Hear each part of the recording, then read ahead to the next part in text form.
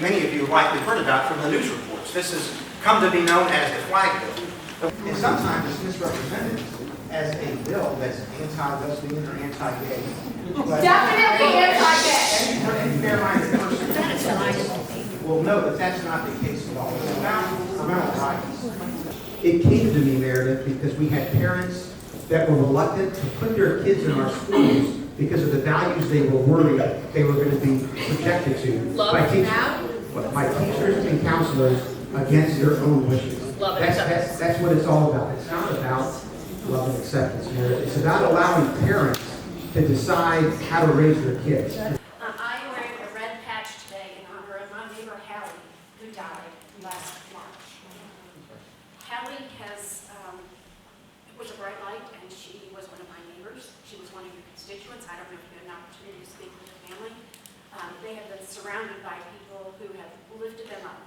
And I know that this county and this state has turned out on the issue of school safety and guns and mental health. And I know that they have hit a brick wall. Amen. Yeah.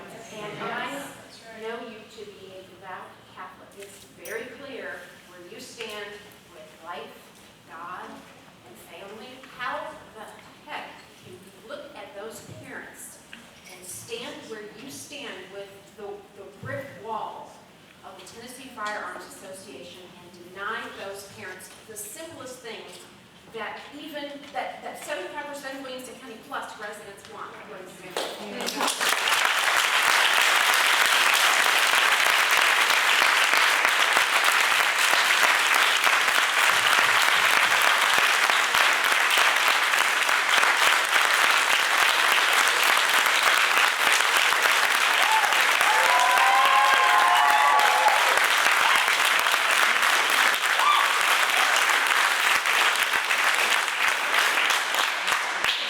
Ignore it at your own peril. We are voters. We are parents.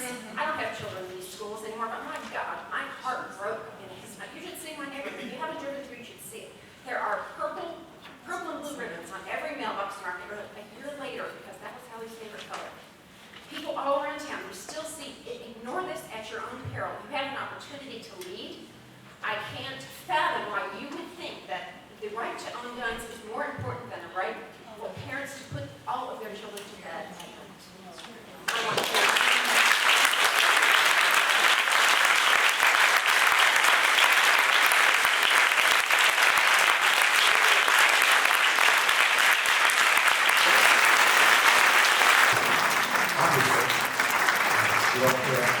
Hallie was one of my constituents. Her parents, Chad and Gino, live in the district. I've met with them. We've actually brought legislation at their request of autopsies and protecting the privacy of autopsies of children. So when you say that I'm ignoring it, respectfully, that's not true. We're doing everything. Everyone, please, I do not interrupt anyone. You need to be respectful, please. As the governor said in the State of the State speech, civility is not a weakness. And you do your own cause harm when you act like it. Now, what are we doing to keep kids safe at school? The answer is we're doing everything that we can. That is evidenced in part by the response that we had immediately after the Covenant shooting on March 27th of last year. I mean, the most effective deterrent is getting SROs. And that's something that we provided the funding for. It's also expanding protections to all children that are in public or private schools. You don't have to take back that. The problem is that what many want to do, and you may be in this category, you want to enact things like a red flag law. Yes.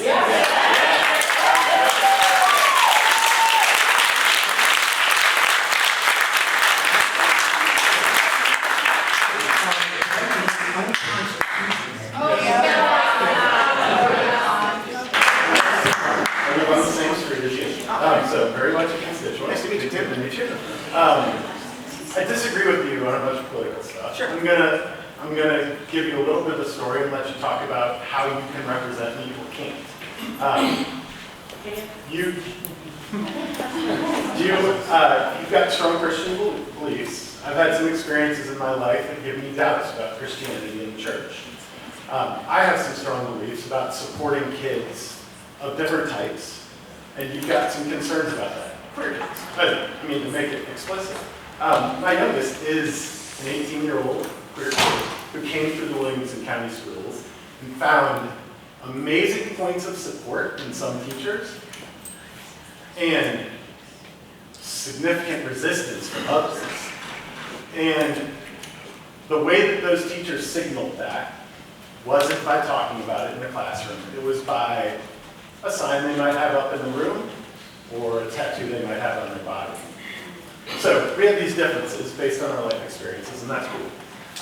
My question, and it came to me really strongly when you mentioned H0101 and 0102, where you said, on behalf of all Tennesseans, this improves things. And my question is really, can you actually represent all Tennesseans well? And so,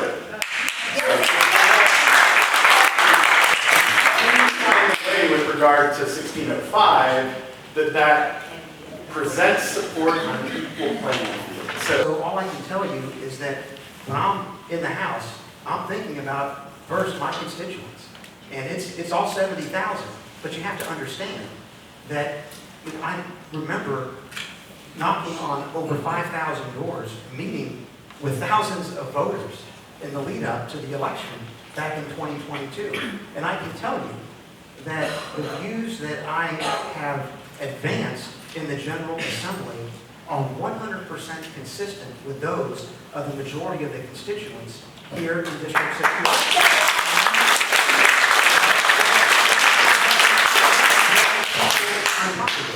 But the beauty of it is you want to elect leaders who have got integrity and who have got courage, because the one virtue that I think a statesman needs most right now is courage. Because we've got a lot of folks, although their heart is in the right place, they just don't see it through because they want to be right. And if you've been paying attention, you know that I'm probably one of the most attacked members of the House of Representatives, because I'm not afraid to represent my constituents and stand firmly in the well of the House and advocate their views. So we've got this process, and that's why I think that the U.S. flag is the one that should be the unifying flag. That's the one that everyone is children have been treated unfairly by a teacher or a counselor because of anything. That needs to stop. That should not be tolerated, and I hope that if it happens again to any of your children ever, you'll bring that to my attention. And I will, believe me, get involved on your behalf with whatever the issue is and make sure your kids are treated fairly as everyone's deserve to be. I bet you could do better with 1605 for reaching everyone than you have. That's my say. I want to help you out a little bit here. So this HB 1652, you said some nice things about it. When you were discussing it on the floor, you said you believe it's okay for the sessions to be held in complete secrecy, that you think that is constitutional.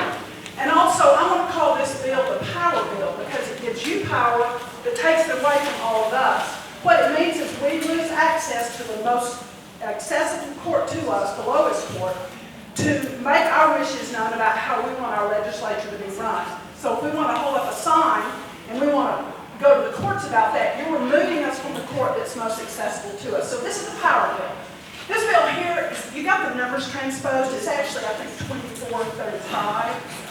As we get older, we do that. And it's okay. It doesn't mean that we're not capable of leading. So it's okay. This bill here is the one where you want to indoctrinate all of us into your Judeo-Christian values.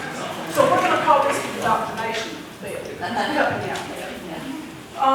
Let's see. Well, I know that Anthony's done a great job today, so I speak for the conservatives here.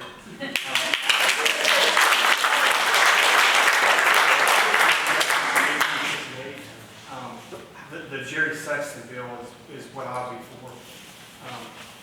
Just the Holy Bible in general. I mean, it changes you once you read it. I mean, if you want all the answers, you read the Bible. So, I mean, Great question.